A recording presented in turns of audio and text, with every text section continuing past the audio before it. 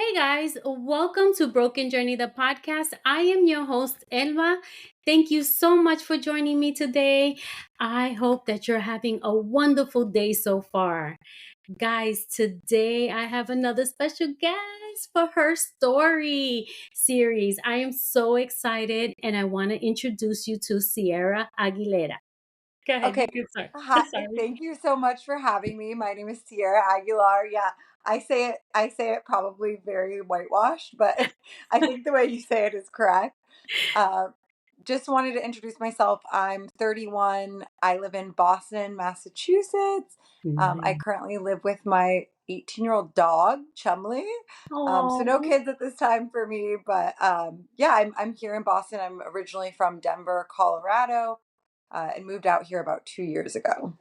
Nice. Did you move out for work or was it something that you wanted to Yeah, change? so I think so I think for me, I had been living in Denver or the Denver area for my whole life.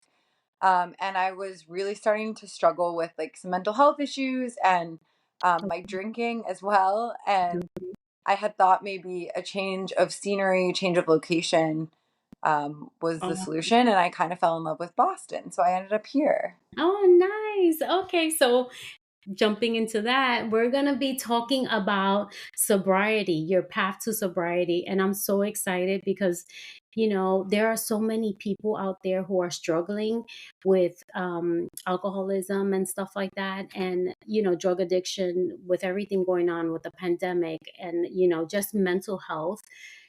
Sometimes people don't realize the struggle. So I'm happy to have you here. And I'm happy for you to tell your story. I can't wait to hear everything. Can't wait. So the first thing I wanted to do was, for you to share your story, your journey, and what inspired you to make the change for your sobriety. Yeah, so I think I have to start with I come from a long line of alcoholics. I myself do identify as an alcoholic. I know not everybody does. Mm. There are all sorts of problem drinkers, and if you don't resonate with the term alcoholic, that is totally okay too. You might just have a problem with drinking, and that's fine. So I do come from a long line of alcoholics. I lost my dad to this disease when he was 52. But before that, I already had started struggling with my own drinking. Okay. I would drink what I would call alcoholically pretty much from the beginning. And, you know, in the program that I work, we say that an alcoholic is not just someone who has a drinking problem, but they have a spiritual malady. So they have isms, as we call it. Okay. So you lie, you get angry, you have like you live in all these character defects all the time. You feel like you're a victim, all of these things. Wow. And a lot of it stems from like having unprocessed, unresolved trauma and not getting tools when I was younger to deal with certain emotions or like I never really learned how to feel safe. And Okay. alcohol was a solution for me, like right out of the gate. And I was sort of a isolated, weirder kid. And when I got alcohol introduced into my life, I became a social butterfly and I became Okay. confident. And all the things I was struggling with previously kind of disappeared. And I started to feel that sense of belonging. But Right. yeah, but right away, I, would black out when I would drink. I Oh would no. I yeah, I would lie about drinking. I would go to parties just to steal, like, alcohol and then go drink with a small group of people in a basement. And Oh my so gosh. yeah, Yeah. yeah, Yes. so not normal. Well, you Um, probably may think you may not think it's normal, but there are a lot of, young teenagers who do that, right? right. And again, like you said, childhood traumas and things like that can also trigger those things. So, um, again, you're not alone, Right. and so many kids do it, and sometimes it's more of a, hey, I'm just, gonna do it for the moment, right? Or like you said, it made you feel confident, it made you feel like you belonged and things like that. And sometimes those things can hinder you later on, right? If you don't deal with Yes. those traumas. Yeah. Yeah.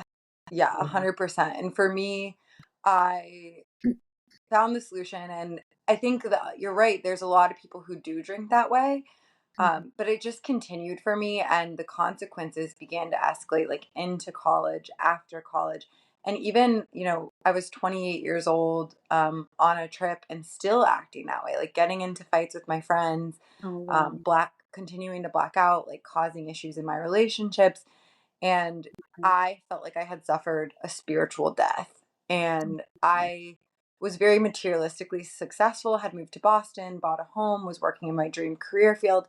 And I was like, is this it? This doesn't feel like enough. And I was like, something else has to change. And I literally got on my knees and I prayed. And I was not religious. I did not believe in anything. And I was like, Right. God help me because I don't know what else to do. Wow. Oh, my hairs are standing up.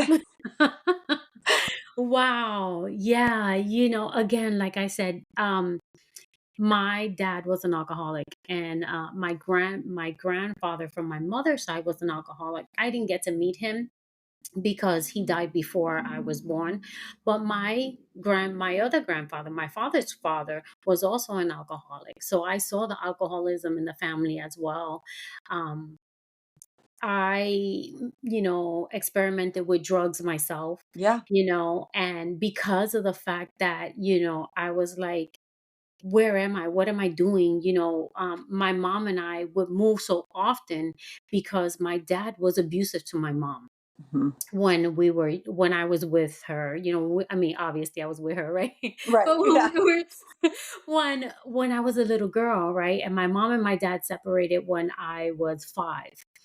So, because of the abuse and all that stuff, but we had to constantly move because my dad would, he would threaten her sometimes, he would say, hey, I want to see my daughter, whatever. One thing I will say is that my dad, as a father, was wonderful. I didn't have any problems with my dad as a father. I have a sister who is 6 months older than I am from a different mom, right? And her and he would take us to make sure that we had a relationship. He would take us to see each other, take me to see Yeah. her, or vice versa, or whatever. And to this day, thank goodness, we still communicate. We're still Oh, very close. And, that's a good thing. But again, being in that, environment where, the drugs, and all, I mean, the alcohol and stuff like yeah. that, you kind of like, wow, I feel like lost. I feel like, what's going to happen? What's this? What's that? So Yes. unless like you start dealing with those traumas, you really don't kind of overcome them, right? And Yeah. I feel that way with, certain things. Like I'll drink here and there, but Yeah. I'm not one to like, experiment on anything else because of the addiction in the families, right? Yes. 100%. That's you and I have such similar stories. It's funny the people you meet, and I really relate to that. Right. Yeah. Yeah. It's crazy. So, looking back on your journey, what are you most proud of accomplishing since becoming sober? Yeah. So I think being willing to seek help in the first place, whether that was getting on my knees that first day or showing up at my first AA meeting. But in this time, I've done a lot of self analysis through step work and just getting really like raw and honest with myself and another person. And I've learned to like myself. I've learned to love myself some days. Right. And through that, I'm able to be a better daughter, be a better sister, be a better friend. Right. And I'm able to actually like do all the things and accomplish all the goals that I was so afraid of before, like coming on a podcast or, you know, Right. I just got a promotion or I got bar certified to start teaching bar classes, like all these scary Yes. That's things. awesome. Yeah, and That's it's through that great. like loving myself and that self-confidence that I've gained that in the last 9 months that I'm able to try those things. Nice. That's awesome. That's good. And congratulations on your promotion. That's Thank awesome. you. Thank you. That's good. Now, let me ask you something. When it comes to those friends that you had, Did you cut ties with them, or do you still keep in contact with them? How is that? It's so funny. That's actually like one of my favorite questions. I love that you asked that. I At first, one of the big parts of me moving to Boston was I had thought like the friends were the problem. And to be fair, I did surround myself with like-minded people who drank and used drugs and who were successful outwardly, but like I would say suffering on the inside in a lot of ways. And Right, like I justified my own behavior by looking around me and comparing myself to the people around me. It's like the confirmation bias. Like I purposely surrounded myself with drinkers. When you're sitting okay, in a restaurant and you're not drinking, you notice a lot of people not drinking. When you're sitting in a restaurant and you're blacking out in the middle of the afternoon, you're looking for other people doing the same thing. So I yeah, had a lot of those friends in my life, and I lost a significant number of friends when I moved to Boston and started getting sober. But I right, will say, like, the friends that I've had, even some friends from high school, like some of my best friends, like, I lost an entire friend group. right, Um, and I'll start to make amends to some of those people here soon. But yeah, ultimately, I think, like, I needed to shed a lot of the friends that I had in order to become a different version of myself. Because I think a lot of times people get comfortable with a version of you right, and you and don't they feel don't. like you can grow around them, whether Right, that's on them or you. But right, so I did lose a lot of friends. And at first, like in the program, they say, like don't hang out with people you drink and used with. I still like I went on a trip to Nashville in sobriety and had the more fun than all the people drinking. Like I was out till oh, that's 4 in awesome. the morning, like, Right, yeah, and I kept all those, like, so, I have more discernment around who I keep in my life, but the people I've right, chosen to keep, a lot of them still drink, and a lot of them still use drugs. Granted, I've made a huge sober group of, like, best friends here and, like, some of, I feel like soulmate friends I've made in the right, last 2 years, right, but I have kept a significant number of friends, and, like, what I always say to newcomers is I'm like, I changed the person I brought into the room, which is me. And right. so I can be in those settings now without the desire to drink. Awesome. I love that. That is awesome. And I listen to a pastor in the morning, and her name is Real Talk Kim. Okay. And I watch her every morning, like Monday through Friday. She has a morning prayer time for Oh, I like love 30 minutes or so.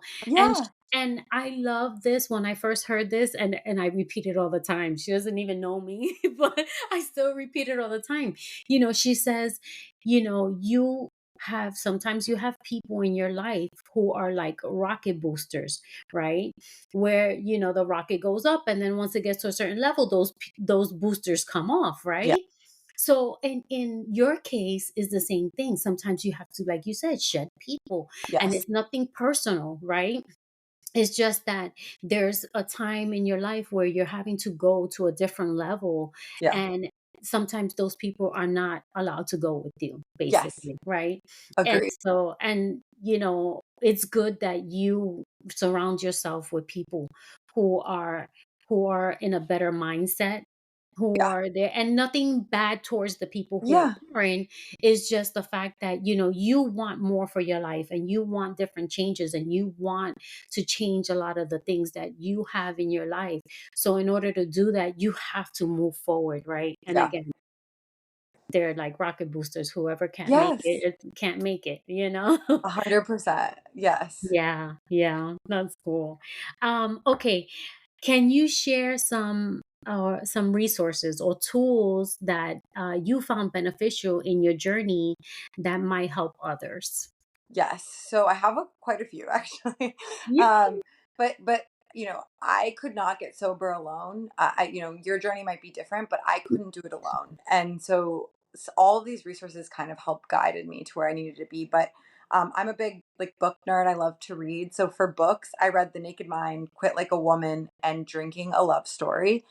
Podcasts, I told you when we were first getting on, like, saved my Yes. life. I needed to, like, there would be days that were so dark for me that I just needed to hear like another voice, and I wasn't like leaving my apartment. And so I Right. listened to Sobriety Uncensored, A Sober Girl's Guide, and Naked Mind podcast. So I those love. all helped me. And then the big one, the first time I got sober, because I've relapsed, the big one I got sober with was called Reframe. It's an app on your phone. So it has a support network. It's an alternative to AA. They do have like meetings and things on the app. I personally needed a little bit more, and Boston has amazing sobriety here. So I also am in AA. I'm open about that. AA saved my life. I've met my best friends in the program. It is like, Nice. for anybody struggling who's afraid to come into the rooms, uh, I will tell you, it is not what you expect. Like, I have met like the most, young, successful, beautiful women and men in these rooms, and it's just not the person you picture when you think of the term AA. And like, Right. yeah, and I will say, like, bottom line, like, AA, the 12 steps of AA, like, saved my life. That's awesome. That's awesome. And it's true because sometimes, people tend to think like this stereotype, right? Oh, Yes. this person looks like an alcoholic. Oh, the version of an alcoholic or the version of a drug addict or something like that. Yeah. And then sometimes, like I say, they call them like the functioning, Yes, you high know, functioning, addicts. yeah, Yeah.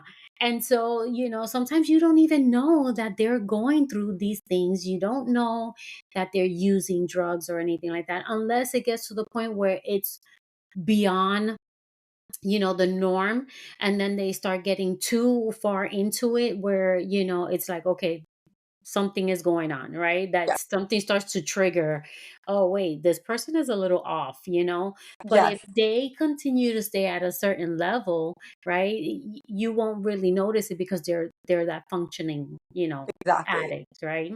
which was my story, right? Like, Right. even my own mom was surprised when I told her how much I was struggling. Oh my gosh, yes. And again, I don't think I asked you this, but when did you start?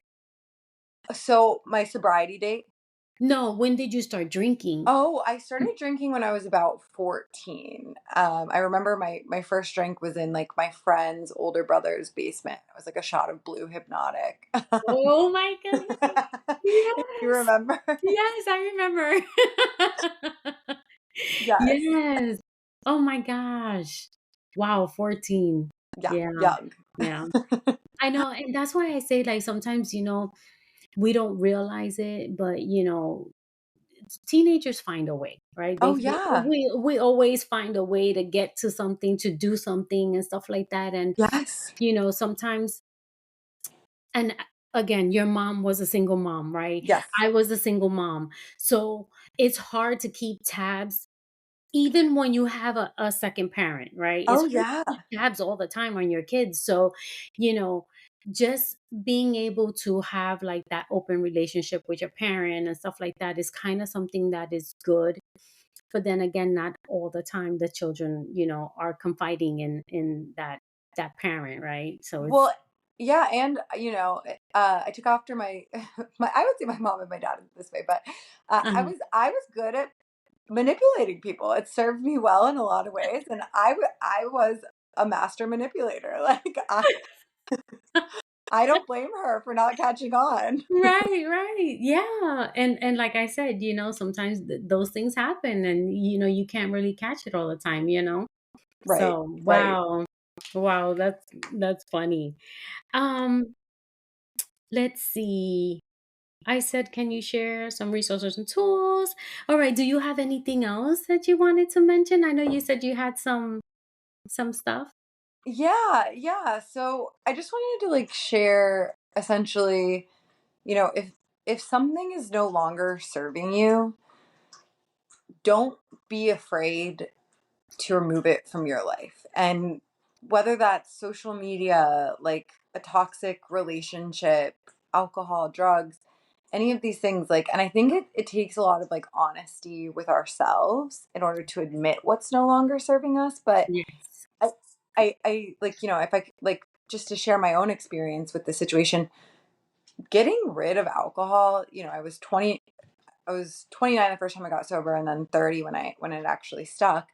And that's a young age to get sober. I know people who are younger than that, but Right, that's a young age to get sober, especially when you surrounded yourself with people who really value drinking, right, and like when that becomes what you associate as fun. So that for me, like, I didn't drink when I was sad. I drank to have fun. So that was right. really hard to remove that association. Yes. And so for me, when I was removing that, like I had a lot of support, but I also had a lot of negativity around it. And I had a lot of people who were like, but how, like, what's your life going to look like? Like, how are you going to meet someone? Right. How are you going to make friends? Yeah. And for me, like, I decided, like, I'm going to give it a try. And it was like the hardest thing I've ever done. But if you're willing to be brave enough to remove that toxic thing from your life, in my own experience, like, my higher power, the universe, God, however you want to call it, like, Right. rewarded me Mhm. tenfold for making that decision and showing up and being Oh, brave that one yeah. day, right? That one day I stopped drinking. Right. I had a sip of a Corona and I put it down the sink, and that was the last day I had a drink. Right. And I have been like, my life is more beautiful and more amazing and more full and like so large now, in a way that, like, in the last 9 months I've been so busy. I always have something going on. I'm always on the move. And like, my life is so full, but I haven't filled it with partying. Like, I've still Right. attended, like I said, in Nashville, like different things, like different trips and where there's drinking going on, but I didn't know life could be so full without this thing. And Yeah. like, I think it's sort of like we don't know what's best for us. Like, we have to put our trust in the universe, the higher power, whatever, Right. and we'll be rewarded for that. So Yeah. that's just what I wanted to share. I think, like, Yeah. that's been the most important thing for me, to have that trust and know that I don't know what's best. Like, I don't know what, there's been so much rejection in my life or redirection. And like, at the time, I wouldn't have known that decision, like someone else's decision to, leave me or end a relationship, was going to lead to like such a powerful, like amazing, beautiful life, you know? Right, right, yeah, and I love that. That just like soothes my heart listening to that. It does because, you know, when you're in that storm at the moment, sometimes you don't realize it, and you're like, "What is going on? Like, why am I going through this situation? Why is this happening to me?" And all this other stuff. And like I said, I'm an occasional drinker, Yeah. but I don't, I like, again, Yeah. addiction in my family, just like Yes. yours. You know, Yeah. I don't know if this is true. I don't know about science, but Yeah. they say that, when there is alcoholism or drug abuse in your family, that you have that gene in your Yes. body. And so, if you activate it to the point where it's like no turning back, it's hard, right? Yeah. And it's so good that you are so young and you realize it at a young age, Yeah. because there are people out there who they don't start, maybe they do it occasionally, and then they start later on in life, Yeah. and then they just don't know when to stop, Well, right? yeah. And also, I'll tell you, like, I just listened to a podcast on this morning. The rate of cirrhosis for 30-year-olds has gone up. I don't know the exact statistic, but it's like tenfold. And there's a lot Wow. of people my age who think that can't happen to me. Like, I'm young. Like, when I get married, when I have kids, I'll figure it out. But like, that's not true. Like, they see Right. 30-year-olds coming in who die Yes. after they've been admitted because their disease has progressed so much and they haven't Oh, realized it. wow. Yeah. And it's funny that you say that, because I have a really good friend that she used to be my neighbor. Her and I met one time at an office that we just met, and we were sitting there. We started chatting, and we just realized that we lived in the same building. And she had another friend, and that was her best friend. And her best friend died at, I'm going to say she was like 32, 33 years old, Oh, from cirrhosis of the liver, yeah. sorry, Yeah. because of the fact that she was being abused by her husband, and Yeah. she chose to stay with him. Oh, And which is hard, right? It's a hard decision to do. But she also, while staying with him, she developed that alcoholism just to yes. deal, To right? cope. Yeah. Yeah, It was a and to coping cope, tool. and to Yeah. cope through all that stuff that she was going through. I mean, he gave her a lavish life, but what's the whole sense of that when, Right. you're being beaten and abused? Do you know what I'm Yeah. saying? And at 32, 33 years old, gone. Her liver was, you know, Yeah. terrible, and she passed away at, I think it was 32 years old. And I was like, and when you're saying that now, it just gets worse and worse. Yes. People need to understand that, there's even just like taking medication for for regular, medical Yeah. conditions. It's one thing is to fix this, and then it's to damage the other thing. And Yes. it's like, what do you do? Yeah. But yeah, I love that you did it at such a young age. Thank That's you. amazing. Thank Amazing. you. Yeah, and I hope a lot of people who listen to this really, sit down and listen to this story of your journey, because there's so many people out there, especially like I think after the pandemic, the mental Yes. health Yes.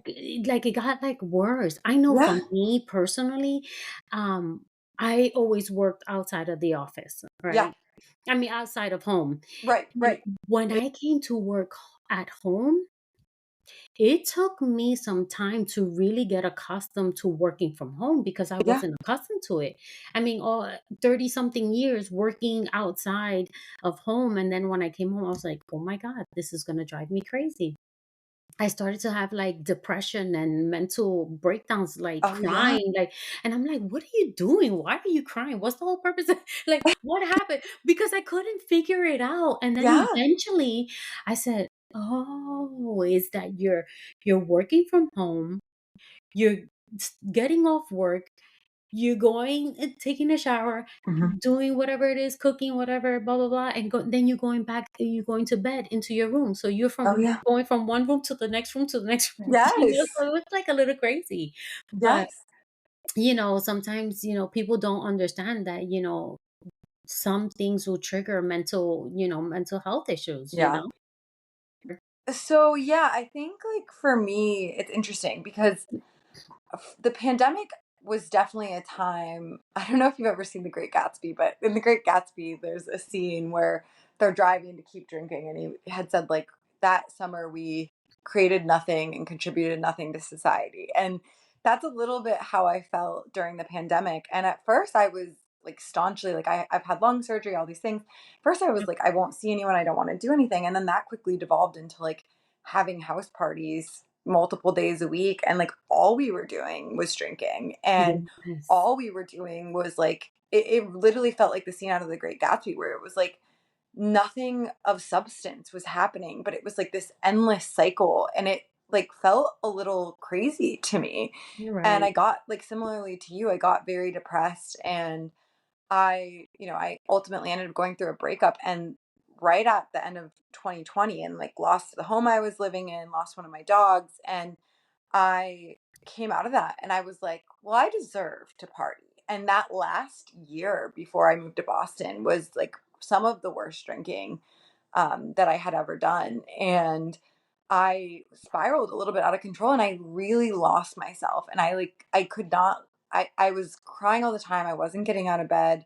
I have this amazing Wow. friend, couple amazing friends who would like, one would like come clean my apartment for me. The other one would sit on the phone with me till I got out of bed in the morning. Like Oh, it that's was a really dark great. time. Yeah. And Right. it was not like prime pandemic. It was like shortly after, but it Yeah. still was super dysregulating for me. But again, like I said, like I thank God every day it was, because look Right. at my life now. Exactly. Yes, yes.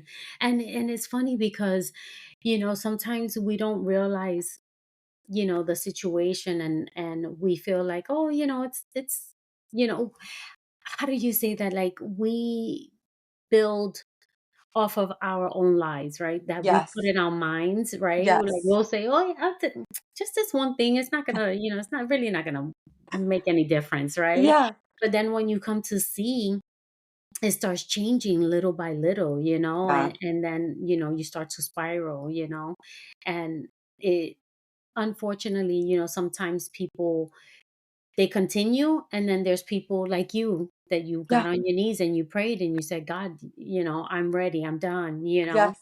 and thank God, that he was like, okay, I'm ready for you, come on. Yes. you know and he was like, this is what I have for you, that's all. Right. Yeah, Mhm. yeah. It's been a beautiful and similar. It's funny, like hearing you say that, like I almost want to like flip it too, because it's like you're like day by day, you slip a little bit and then you start to spiral and you don't see it. But it's also what getting better looks like too, day by day. Like I Yeah. know it's so cliche, one step at a, like one day at a time, one step at a time, but Right. truly, like if you know, as the days added up for me over the last 9 months, like I couldn't, like, I could feel things were getting better. I had less stress. Like I was starting to sleep better. I started to like be less bloated. I started to work out Right, more. Like all these things were happening, but it's not until you look back that you right, see how much grace has been in your life and like how beautiful your life has gotten and how many gifts you've received, because it's like right.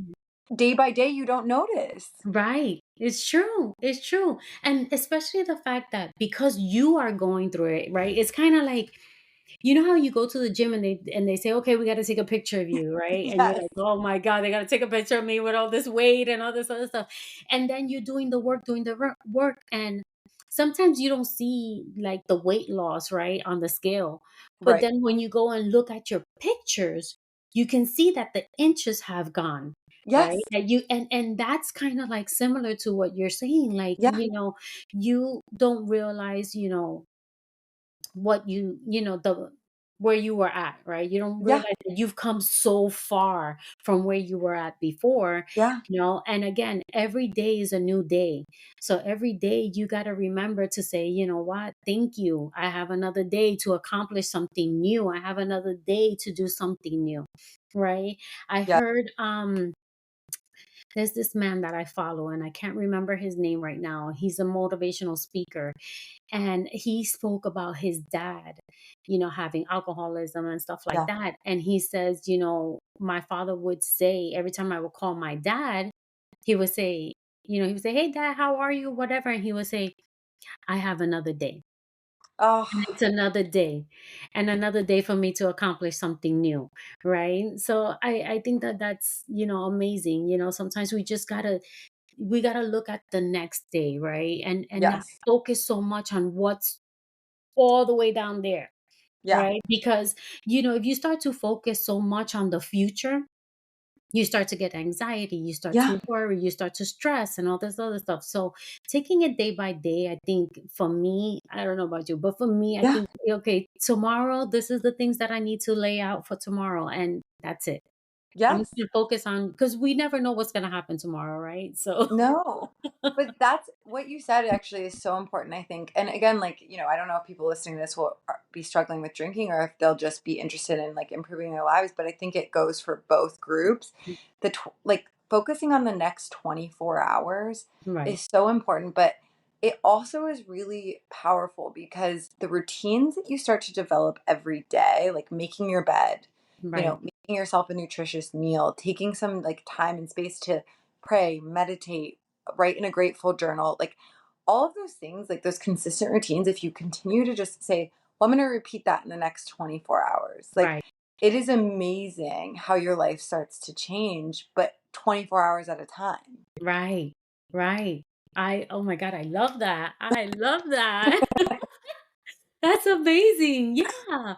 And sometimes people make things a little more difficult than what it Yes. really is because of the mindset, right? And Yes. how sometimes, again, not everybody has, a good childhood, right? Yes. Not Yeah. everybody has, the supporting families. There are some people who don't have supporting families, right? And there's Yeah. some people who do, and then some people who, they give up on you, right? Yeah. So there's so many things that trigger all the things that we go through in life, and the main focus is to be able to be there for yourself, Yeah. right?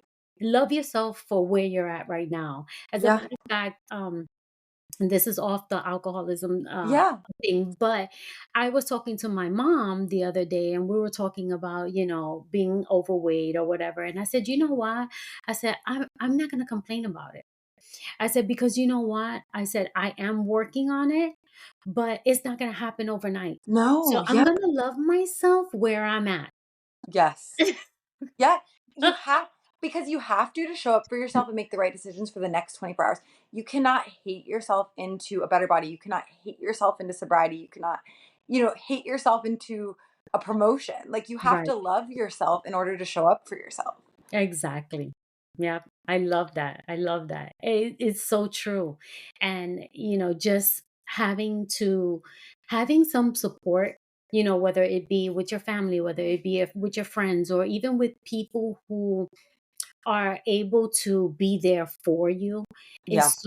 is so good. And a Yes. lot of times I tell people, you never know what that person is going through unless they speak up and tell you. Because Yeah. a lot of times people just hold it in. Right? Yeah. They just hold it in and they say, "Oh, yeah, I'm fine. Or they always like I was telling your mom, I told her, these things when we were growing up was like, don't talk about the dirty laundry Right. in Yeah. the house. You can't talk about all the dirty laundry, right? Yeah. And, unfortunately, that kind of trickled down to other people in your family Yes. where Yes. your children and stuff like that, where you're, telling them, you can't talk about the stuff that happens in your house. But, there are kids out there, people out there who are being abused, Yeah. and because of that, you can't say anything because this and this and that. Nobody needs to know our business at home. It kind of, hurts a lot of people, right? Oh yeah. I mean, I heard that told to me numerous times, like especially, going over to my dad's with like my stepmom and things like that. It's like what happens at this house stays in this house. And that's a really like scary mentality for a kid to grow up in. And then Right, yeah, you don't learn how to communicate your feelings. You don't learn any tools to deal with your feelings. Like I was listening to the right, book The Body Keeps the Score. And it's crazy how much that resonates with me personally. Like, and I'm sure right. you as well, like who's a trauma Yeah. survivor and all these things. Hmm. But I think for me, the biggest part that resonated with me was that, you know, when you're a cycle breaker, when you start to like actually, process and deal with your trauma, you Right, look back and you realize like kids who didn't grow up in that environment have a different set of tools. And right. they, when someone speaks unkindly to them or when someone takes a harsh tone with them, they don't immediately go on defense and Right. overreact because they grew up in a safe environment where that tone shift Yeah. didn't mean danger for them, but Right. it did for us, you know? Right. Exactly. It's true. Yeah, I agree. I think you know, sometimes people don't realize the difference, right? Where you were brought up in a certain environment in a certain way, and when you try to explain it to some people, sometimes they don't understand it because Right, they were not brought up that way. They don't understand. And they don't understand the trauma behind some of these things. And right, so when you're with that person, and it doesn't have to be a relationship, it can be a friendship right. where, Yeah, yeah, you're talking to the person saying, hey, these things trigger me or whatever. you know I don't want to be around that when we're together or whatever the case may be. And sometimes right. people don't understand that. And Yeah. it's unfortunate, but then that's where you have to cut ties and know who you keep around, right? Yeah. Yeah, I think you can, like, start to sense safe people, but I also think, like I said, like, changing the person that I brought into the room, Yeah. what they teach you in Alcoholics Anonymous, I think everyone would benefit from a 12-step program, not just drinkers, but, Right. I really do, but what they teach you is we can't control people, places, and things, but what we can control is ourselves, and I think that is a tool when you're a trauma survivor that you do Right. not have in your toolbox, and, like, Right. that I'm starting to understand and I'm starting to have, and I'm like, every like slight to me or I don't have to come to every fight I'm invited to. Like, Yes. wow, what a relief. Yes. Yes. That is so true. So true. Yeah, I agree. And it's funny that you say that because sometimes there's certain things that will trigger you, right? And then you feel like you have to respond, Yes. right? Or you feel like I need to get back at that person for what they did, Mhm. And sometimes it's just, what, that person is wounded right now, Yeah. and they're trying to release that and bring it onto you, which is not your fault, you No. know? And then you also have to remember that the way that you react is going to trigger another reaction, Yes. right? And yeah, it's taking accountability and also realizing like other people do have feelings. Like Right. even people who haven't survived trauma, like they matter too. And Yeah. like we don't like we are so wounded and like we're almost like a walking like open wound. And Right. so it's really difficult for us to show up and like hold space for other people. But it is our responsibility to do the work on ourselves so we can Right. learn. And Yeah. I hadn't done that work yet. I had done therapy, but like the special kind of like illness I have, I Right. needed more than that. Like Right. I needed a 12-step program. And Right. going through that, like I was able to see like other people are people. I'm Right. responsible for how I react to things. Like I am not a victim. Like all Right. of those things, you know? Yes, yes, of course, yeah. And, sometimes, like, you go to therapy and, like you said, you were a master manipulator, right? Mhm. So you Mhm. could have gone to these therapy sessions and manipulate what they wanted to And I hear. did. And I did. How did you know? How did you know? You can manipulate what they want to hear, and then you're like, okay, I'm done. Bye. I gotta go. Yeah, you know, kind of deal. It happens. It happens. And then there's people who don't feel comfortable talking to strangers, right? They yeah, don't feel comfortable saying what they need to say to yeah, strangers. I know for me, um, I went like I don't know what happened in the middle of some things that I went through, and I went to therapy and I was talking to the lady about, she asked me about my mom, and then she asked me yeah. about my dad. And then I told her, my mom and my dad separated when I was young. Mhm. And then I was telling her that, my dad was abusive to my mom. So, we left, whatever the case may be. Mhm. I still had a relationship with my father. My mom did not stop me from seeing my dad, even though she was scared of him, Yeah, but she would let him, see me or whatever, have a relationship. And so I told her, yeah, he was whatever, abusive, whatever. I said, but he was a good dad. He was a good father to me. yeah, And I didn't have a problem with my father. My father would always protect me. He was always there for me. He would always talk with me. yeah, And even through the alcoholism, yeah. he would give me, therapy sessions, I would call them, because Yes. he would talk to me and say, Elba, he would call me Elbita, Yeah. like this little Elba. Yes. Because my mom's name is Elva and I'm Elba. Oh, So kind of like a junior thing. yes. But I would talk to him and stuff like that. And he would tell me, look for this. He was like, when you get into a relationship with somebody, don't be codependent on this. And Yeah. that's another thing. He was always very stern on me being codependent on someone else. But then that there kind of triggered me in my relationship where I've had like that too much masculinity where Right. I'm like, okay, I don't need you kind of Right. deal, No, and it no, go ahead. same. No, I was just gonna say, like everything you're saying, I resonate. Like it's actually scary to me, like how many similarities we have, because sorry, my dog is crying. Oh, that's Um, good. yes, like so how many similarities we have. Like my dad was like honestly my best friend in a lot of ways, and he had so many issues, but I had such a special relationship with him, and he Right, was like one of my favorite people. And I remember like still to this day, there was this day I was like laying in bed, like you were saying, he would give you counseling sessions, right, and there was this day where I was laying in bed and I was in the hospital and I was having a panic attack because I kept being forced to stay and stay and stay. yeah, And my dad had been in jail at one point in his life, and he had said like this was something that used to calm me down when I was in jail.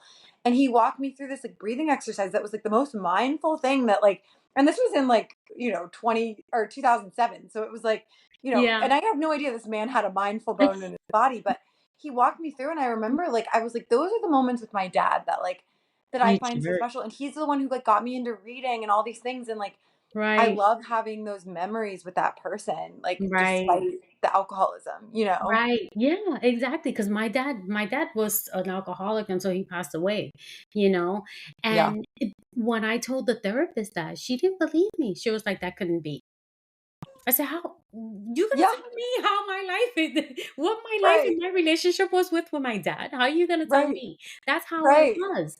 My dad and with me and my sister, my older sister, because I have a younger sister. But me and my older sister, we had a good relationship with our dad, and he always made sure that we were connect Right. regardless. Right.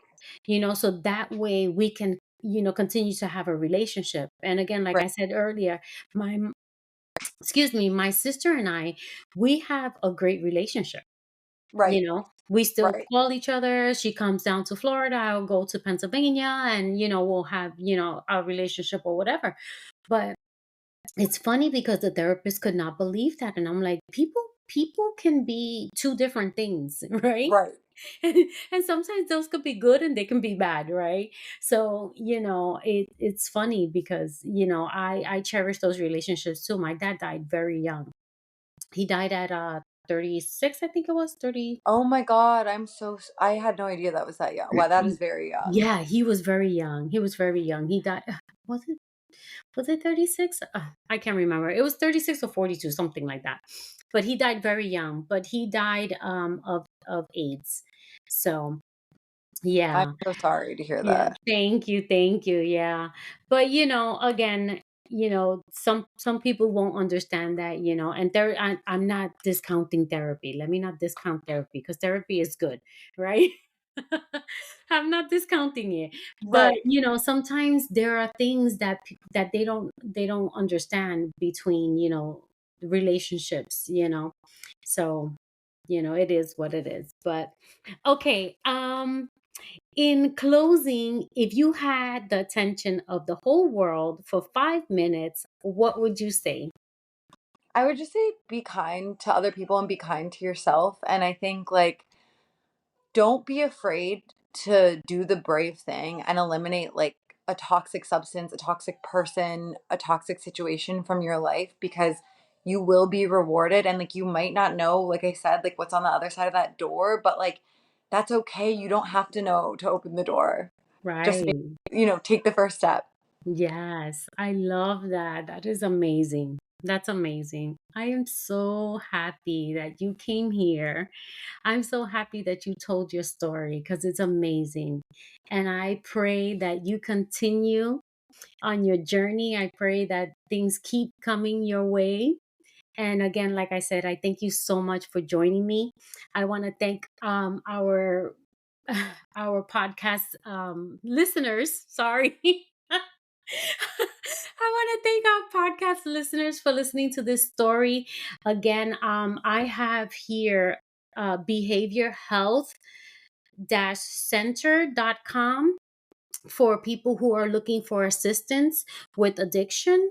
I also have addictionhelp.com and Substance Abuse and Mental Health Services Administration, which is a phone number, which is 800-662-4357. Again, that's 800-662-4357. And for Better Health Center, they also have a phone number, and it's 855-979-8873. 855-979-8873.